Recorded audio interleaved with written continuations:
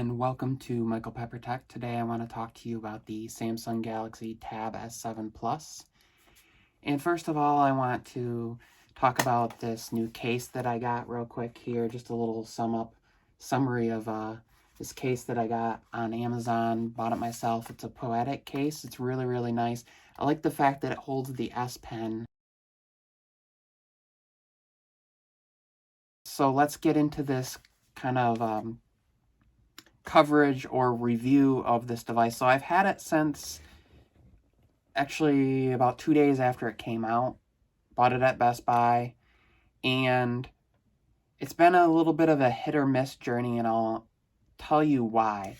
When I first got it, there were some things that I didn't really appreciate, like Twitter would only open up in portrait, and there were other apps that were like that. But over time, as updates have been brought to those apps, as Samsung pushed out One UI 2.5 and 3.0 and now 3.1 to this device, those things have improved.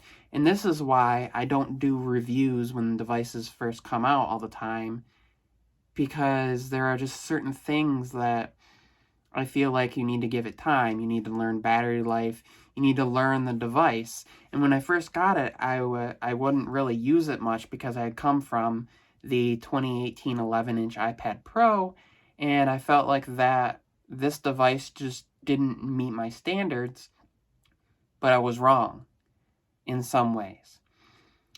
Now, there are still certain features like slide over that I prefer from the iPad, but what's really great is this has pop-up view for apps. You can set things up so when a notification comes in, you can just kind of grab it and drag it in, respond to the notification, click the X and get rid of it. You can float apps over each other. Dex Mode, which if you don't know what that is, it's a desktop experience is what that stands for, and it's Samsung's way of having a computer-like experience with your device. And I'll show you once it opens up here. So you have this desktop interface, and you can open up Chrome, you can open up YouTube, and you can have them floating over each other, or you can split the apps and have them next to each other.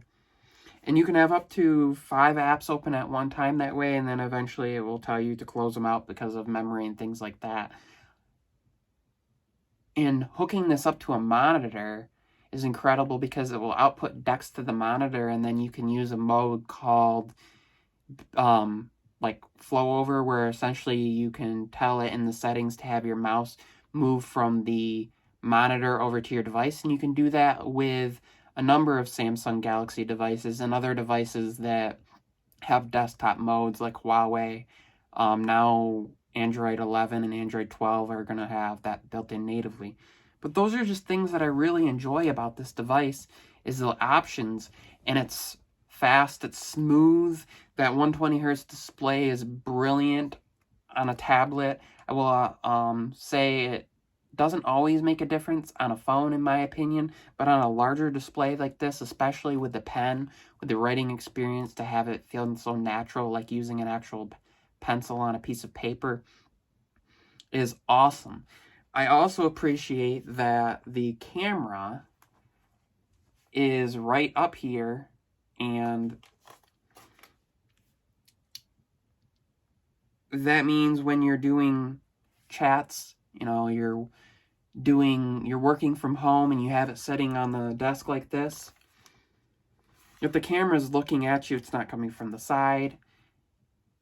Most people hold a tablet and use it like this, and you set it on your desk and you prop it up in landscape mode. So to have the camera there is great. Also, face unlock is really fast on this. It has the under display fingerprint scanner, which is really nice too. Of course, right now with masks and things like that, if you're out in public, to have it unlocked.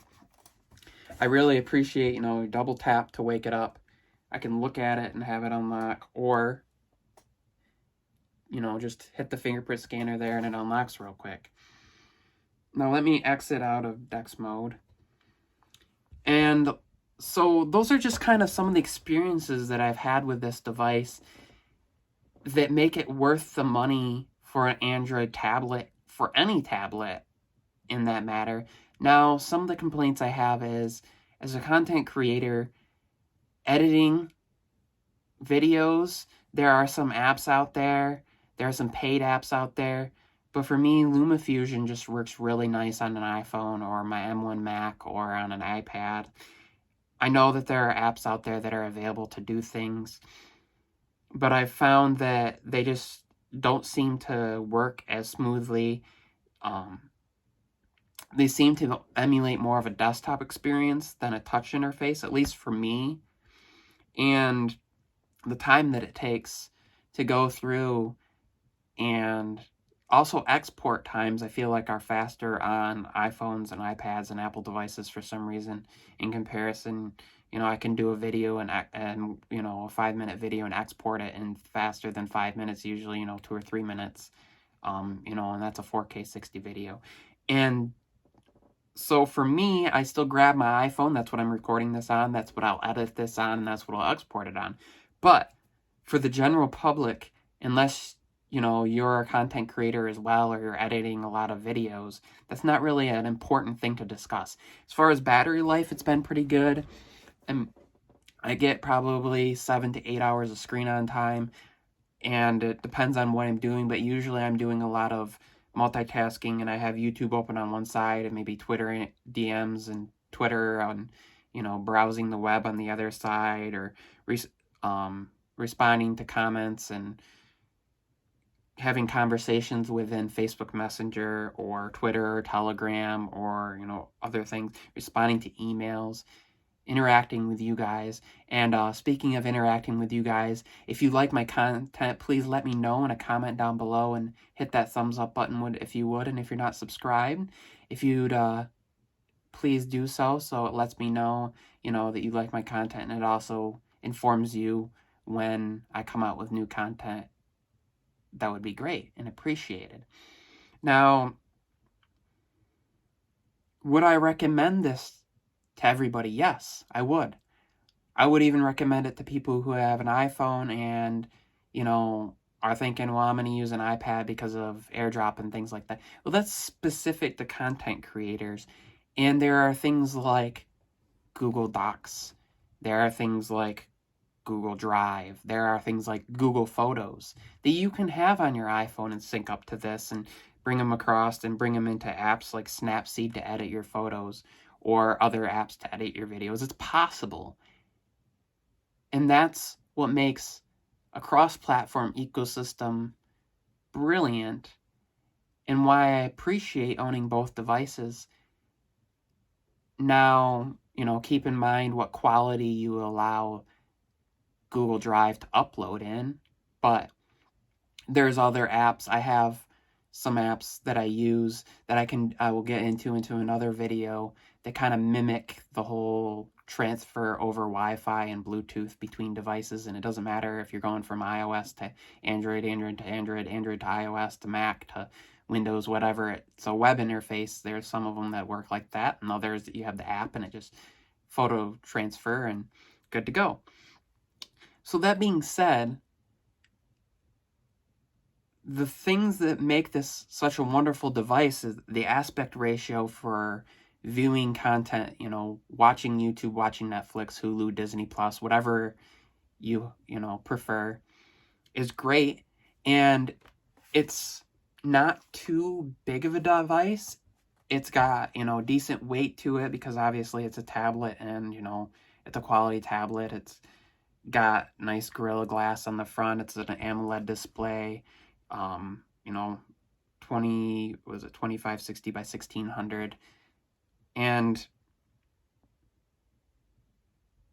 so if you're someone who likes Samsung devices, likes One UI, or just wants to test out a tablet that's running Android because maybe you're not a big fan of Apple, or maybe you have an Android device, or you just want to try out something new, I highly recommend the Samsung Galaxy Tab S7, S7 Plus, the S6, the S6 Lite, and coming line coming out. They're supposed to be releasing an S7 Lite and an S8 and S8 Plus.